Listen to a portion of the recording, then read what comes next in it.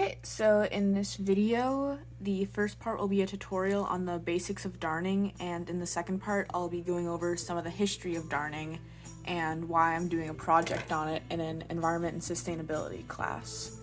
And okay, so I'll explain the basics of darning by darning a sock, but I want to make it clear that you can use this technique or versions of it on like anything. I've darned or mended holes in jeans, jacket elbows. Yeah, it's like super versatile, especially if you add like extra fabric to reinforce it.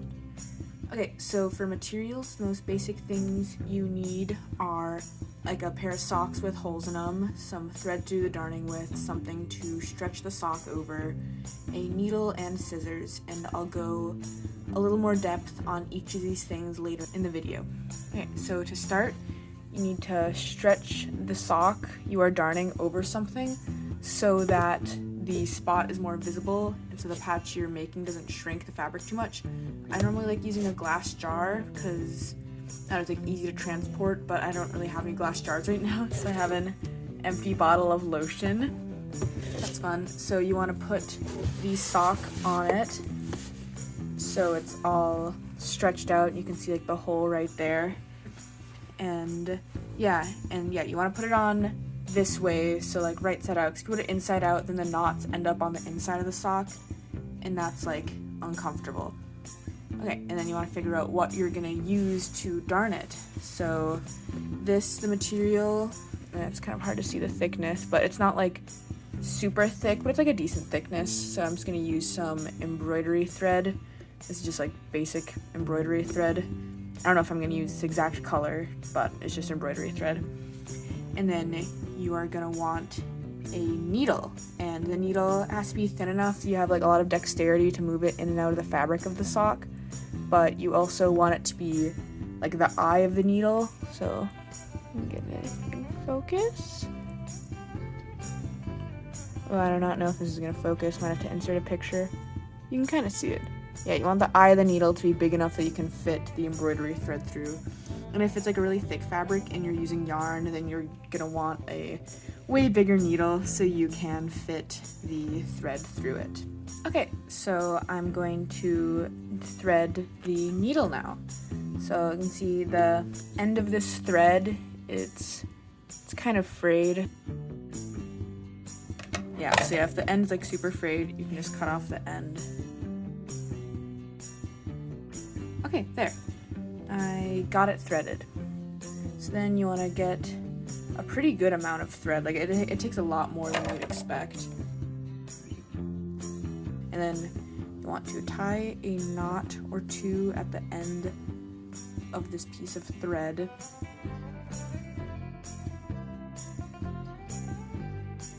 Our needle is threaded. So basically the whole strategy of darning, it's just like weaving in and out of the fabric. So like it might be kind of hard to see on this because the sock is black and the needles show up pretty well. But it's like, imagine if this was fabric. Just in, out, in, out, in, out. And you just do that across the entire sock. So, yep, that's just basic sewing. But I know that not everyone knows how to sew. So, yeah. Alright, and then so choosing where to start the darning. So if I look at this hole, there's the hole in the middle and then there's like the thin spots around the edge. So it's not super big, luckily, so I'm going to start decently close, but I still want some room around it. Okay, so I'm going to go through, try to do little bitty stitches. Go through, pull it through, and then I like to go like back under and kind of almost like tie a little knot at first, just so it sticks better. Okay, so there, now the thread is like securely anchored onto this, and then you are just gonna do that. Just try to do little bitty under over. Okay, I'll bring it up close. Under over.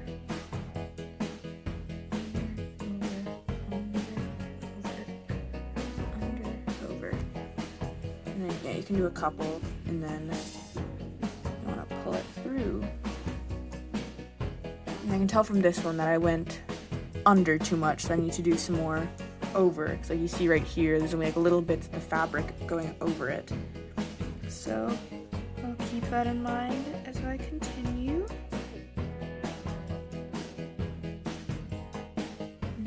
Alright, this is a pretty long first row, but I just wanted to get the stitch pattern down right. So then you just turn around and then try to do the reverse. So where it was under on the first row, it's over on the second. But my first row wasn't super good, so I'm just going to focus on making this one more even. And then a really important thing is that when you're like turning the thread around like this, like starting to go a row in the other direction, don't pull it too tight because it creates tension right here at the turning point, and that can actually make holes in like right around the edges of your darning. I've done that before.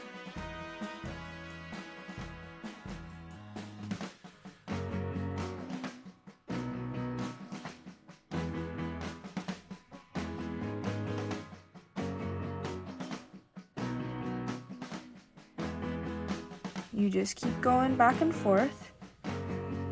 And once I finish this row, there's another thing I want to mention. If it seems like part of it is loose, you can just like loop in to the end of the thread and pull it tight, and then pull that tight, and then just keep going. Yeah, another thing I like to do is I like to try to end each row in like a different spot than the one before. Just try to add some just like variability so the pull on the fabric is like stretched out from, so it's not all just in the same spot. So like this row ended right here, and I'm gonna end this one right here. When you get close to the hole, you want to make your rows like super close together, just so you can like recreate the fabric as good as you can. So like here I am. This part, it's only like a little bit over the hole, but still.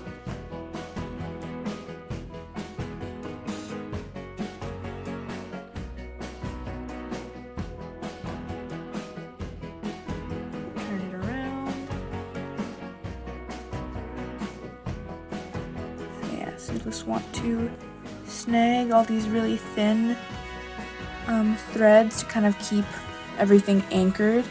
Because like, the whole point of this is just like kind of reinforcing the existing fabric. So then once you reach the hole, like I said, you'll just go straight over it and then just try to start back up as close to the previous row as you can to keep the stitches really close together. And this row right here. And then I'll do one more row over the hole.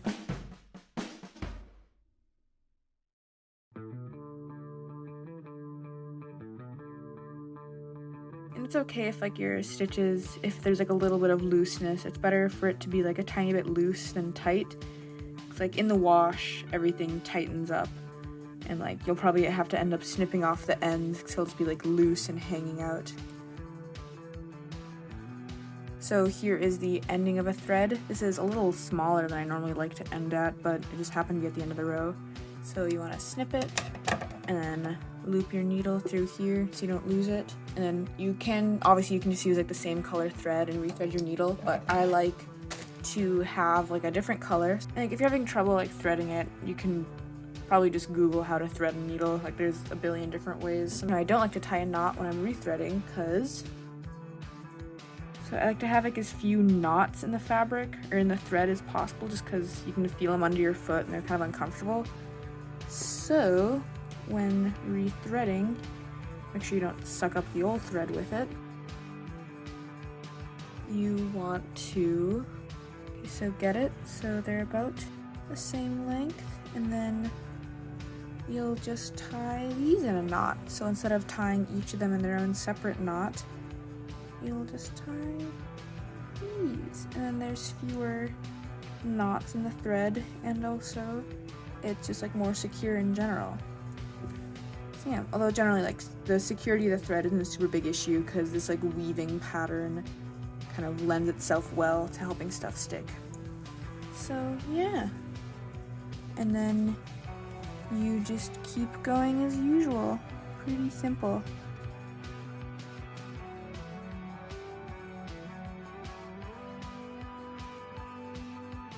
So we're that's what it looks like. Okay, so now I am right here.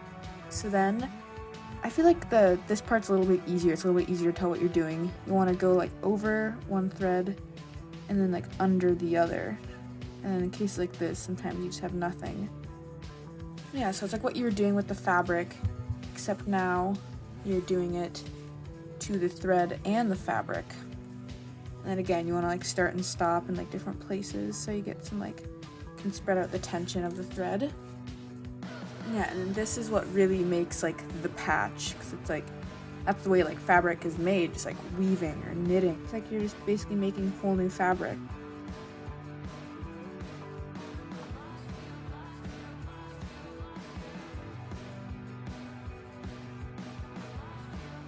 So yeah. And again, you want to make sure that the turnaround spot isn't super, you don't have too much tension on it, because again, you don't want to get holes.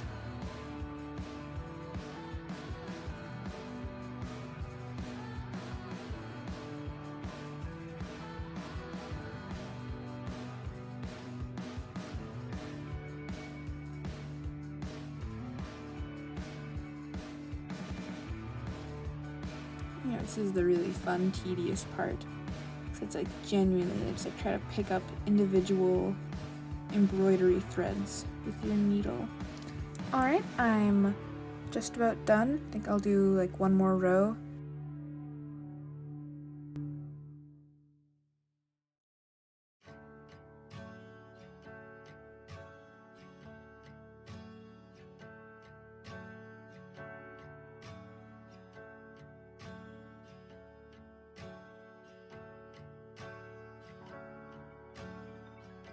Yeah, I don't know, I'm just taking one of the spots where I turned around, so there's like a little loop in the fabric.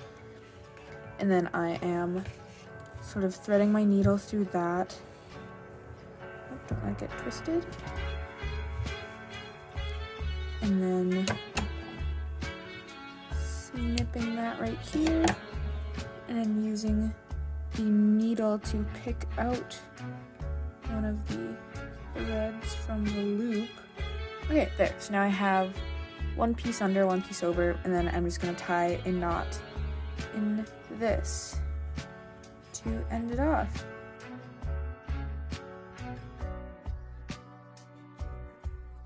And then you take it off that, and then ta-da! You have a darned sock. And then for washing, you can machine wash them. I always wash on cold, and yeah, you can machine wash them, and then I would recommend hang drying. So yeah, I hope this tutorial was helpful.